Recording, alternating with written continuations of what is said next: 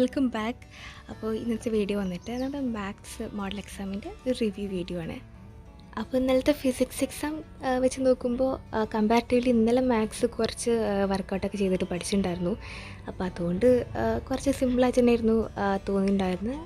എല്ലാ ക്വസ്റ്റ്യൻസും കുഴപ്പമില്ലാതെ അറ്റൻഡ് ചെയ്തിട്ടുണ്ട്. അപ്പോൾ എക്സാം എങ്ങനെ ഉണ്ടായിരുന്നു കമൻറ്റ് ബോക്സിൽ പറയണം കേട്ടോ.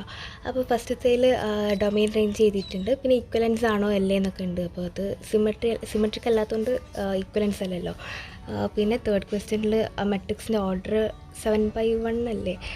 ഞാനങ്ങനെ ജസ്റ്റ് ഇങ്ങനെ എല്ലാ രീതിക്കും ഇങ്ങനെ ആലോചിച്ച് നോക്കിയപ്പം 7 എലമെൻറ്റ്സിലുള്ളൂ, അപ്പം 7/1 എന്നുള്ളൊരു ഓർഡർക്ക് ആ ഒരു ഓർഡർ എഴുതിയിട്ടുണ്ടായിരുന്നത്. പിന്നെ കൺസ്ട്രക്ട് 2/2 മെട്രിക്സ്, അപ്പോൾ അതിൽ ഒരു 2 9/2 ഒക്കെ കയറി വന്നിട്ടുണ്ട്. അപ്പോൾ ഫ്രാക്ഷണൽ നമ്പേഴ്സ് വന്നപ്പോൾ ചെറിയൊരു കൺഫ്യൂഷനായിരുന്നു. പിന്നെ ഇങ്ങനെ ബാക്കി ആ ഒരു AIG നോക്കിയപ്പോൾ അങ്ങനെ തന്നെ വരാൻ ചാൻസ് ഉള്ളൂ. അപ്പോൾ പിന്നെ ആ ഒരു സംഭവം അതേപോലെ തന്നെ എഴുതിയിട്ടുണ്ട്. പിന്നെ ഫോർത്ത് ക്വസ്റ്റ്യനിൽ എനിക്ക് ചെറിയ ഡൗട്ടായി വന്നത് d/dx of 2x എന്ന് പറഞ്ഞിട്ട് ഞാൻ ആദ്യം എഴുതാൻ പോയിട്ടുണ്ടായിരുന്നത്. പിന്നെ ജസ്റ്റ് അതിനെ ഫോക്കസ് ചെയ്ത് നോക്കിയപ്പോൾ 2x എന്നുള്ള ഫോർമാറ്റിലല്ലേ എഴുതിയിട്ടുള്ളത്. അപ്പോൾ ഒരു വേറെ എന്തൊക്കെ ആൻസർ ചെയ്തിട്ടുണ്ട്, അതൊക്കെ വലിയൊരു ഉറപ്പില്ല. പിന്നെ അതിലത്തെ രണ്ടാമത്തെ ക്വസ്റ്റ്യൻ കുഴപ്പമില്ല, dy/dx കാണാൻ.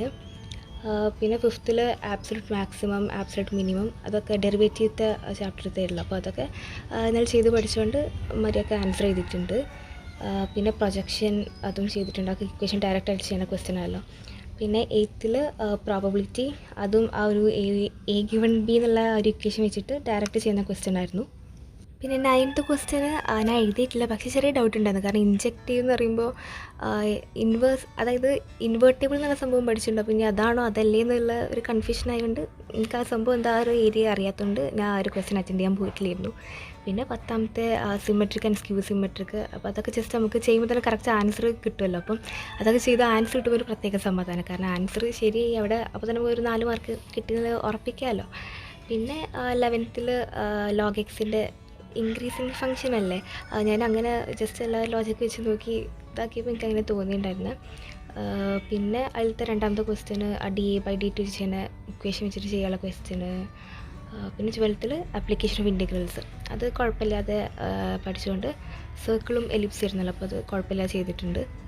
പിന്നെ 14th ക്വസ്റ്റ്യന് ചെറിയൊരു സംശയം ഉണ്ടായിരുന്നു, അപ്പോൾ ലാസ്റ്റ് ഞാൻ ചെയ്തിട്ടുണ്ടായിരുന്നത്.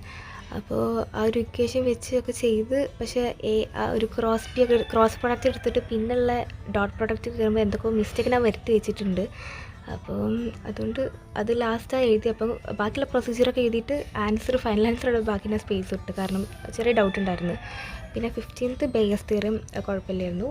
പിന്നെ 16th നമ്മുടെ ഡിഫറൻഷ്യൽ ഇക്വേഷൻ, ഓർഡർ